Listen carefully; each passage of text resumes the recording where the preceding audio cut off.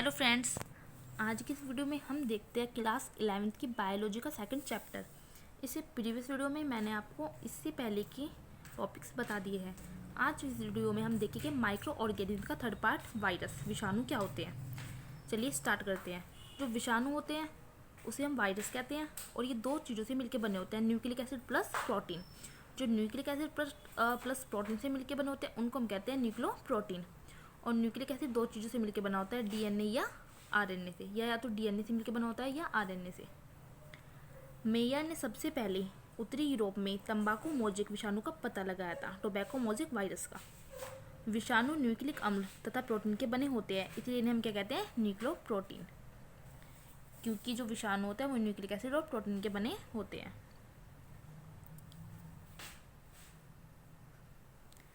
इनमें nucleic acid या तो डीएनए पाया जाता है या आरएनए। इनमें न्यूक्लिक अम्ल का केंद्रीय कोर होता है जिसमें प्रोटीन का बना हुआ आवरण होता है, जिसे हम क्या कहते हैं, कैप्सिड। कैप्सिड छोटी छोटी उप इकाइयों से बनी होती है जिन्हें कैप्सोमियर्स कहते हैं।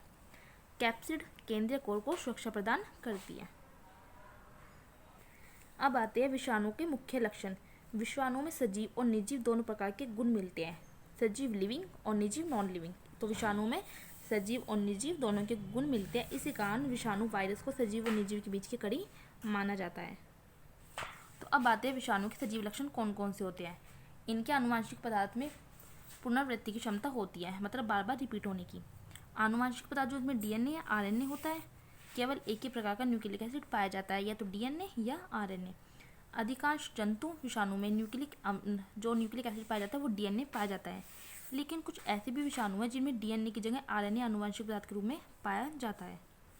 एग्जाम्पल है इसका polio virus, HIV, TMV, influenza virus. HIV की फुल फॉर्म होती है ह्यूमन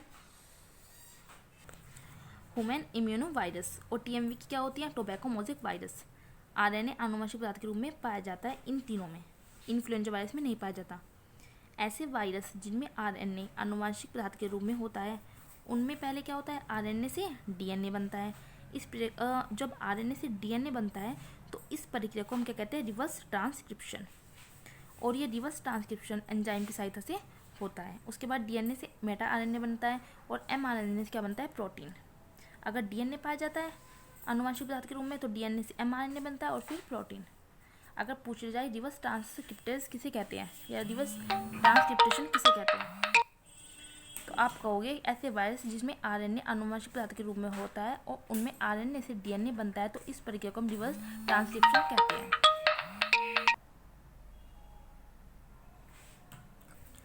अब आगे आता है कुछ प्रकार के विषाणु, विशेष प्रकार के विषाणु पढ़ते हैं कुछ, जैसे हमारा बैक्टीरियोफेज जीवाणुभोजी एक वायरस है, और एचआईवी, इनके बारे में हम पढ़ेंगे।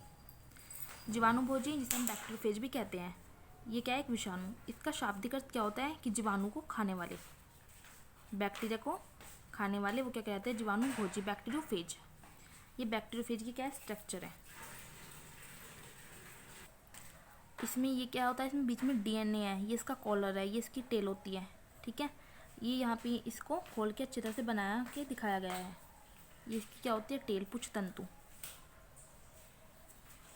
ये विषाणु जीवाणु पर परजीवी होते हैं, इसलिए इन्हें जीवाणुभोजी कहते हैं। जीवाणुभोजी का शाब्दिक अर्थ होता है जीवाणु को खाने वाले। जीवाणुभोजी एक टैडपोल के समान होते हैं। इनमें एक सिर, कॉलर तथा पूंछ होता है। इनमें क्या होता है, एक सिर, कॉलर और पूंछ होता है, इसलिए एक टैडपोल के समान होते हैं।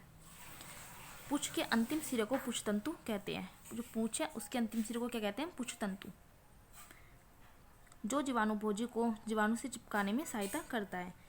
सिरे के बीच में डीएनए होता है, यहाँ पे क्या होता है, बीच में डीएनए होता है,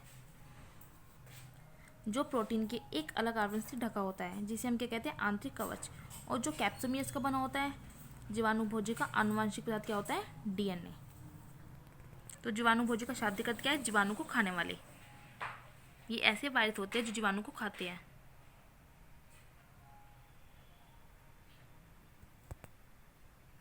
अब हम देखते हैं सेकंड वायरस, एचआईवी। एचआईवी बहुत इंपॉर्टेंट वायरस है और इसकी फुल फॉर्म होती है ह्यूमन इम्यूनो वायरस। ये किसके कारण होता है, इससे एड्स, इसके कारण क्या होता है, एड्स होता है। एड्स की फुल फॉर्म पूछ ली जाती है, acquired immuno deficiency syndrome. HIV का जो अनुवांशिक पदार्थ होता है वो होता है RNA, जो एक रज्जु की होता है। ये HIV की स्ट्रक्चर है। इसमें ये क्या है, RNA है जो एक रज्जु की होता है, और ये क्या है, रिवर्स ट्रांसक्रिप्टेज एंजाइम। इसकी ये फॉर्म क्या होती है, वायरल एनवेलप, एंड ये होती है inner capsid and outer capsid. ये HIV की स्ट्रक्चर है। HIV एक प्रकार का रेट्रोवायरस है। इसमें पाए जाने वाला RNA क्या होता है, एक रज्जु की होता है, जो एड्स का कारण बनता है, जो कि मनुष्य में एक अवस्था है। इसमें प्रतिरक्षा तंत्र विफल होने लगता है। मनुष्य की कोशिका में पहुंचने के बाद विषाणु का RNA रिवर्स ट्रांसक्रिप्टेज एंजाइम की मदद से DNA संश्लेषण आरंभ कर देता है। यह DNA परपोषी कोशिका के DNA के साथ जुड़ जाता है और प्रोटीन निर्माण करता है। अंत में विषाणु परपोषी कोशिका से मुकुल के रूप में गुणित होकर बाहर आते हैं और दूसरी कोशिका को संक्रमित करते हैं।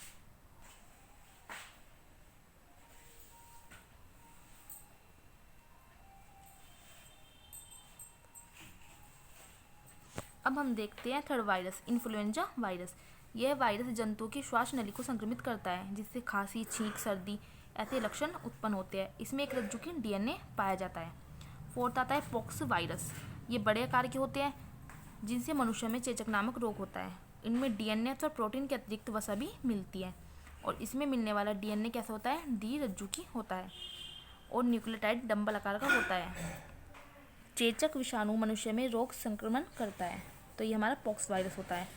लास्ट आता है हमारा टोबैको मोजेक वायरस, तंबाकू मोजेक विषाणु। यह तंबाकू में मोजेक नामक रोग उत्पन्न करता है। ये छड़ी के आकार का विषाणु है। इसमें 95% प्रोटीन, 5% RNA मिलता है। इसका RNA एक रज्जु की होता है। प्रोटीन के निर्माण में लगभग 158 एमिनो एसिड मिलते हैं। अब देखते हैं टोबैको मोजेक वायरस की स्ट्रक्चर कैसी होती है। ये टोबैको मोजेक वायरस की स्ट्रक्चर है।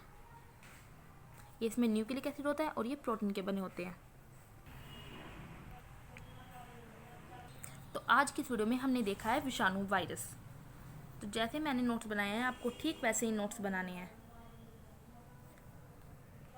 ये बहुत इजी लैंग्वेज में नोट्स है, और 11th क्लास के बायोलॉजी के नोट्स बहुत कम मिल पाते हैं, और बायोलॉजी के बच्चों को इजी लैंग्वेज में पढ़ना बहुत अच्छा लगता है।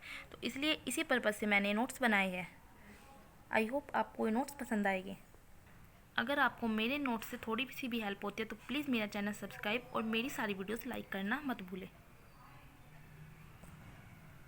तो नेक्स्ट वीडियो में मैं आपको पढ़ाऊँगी पादप जगत।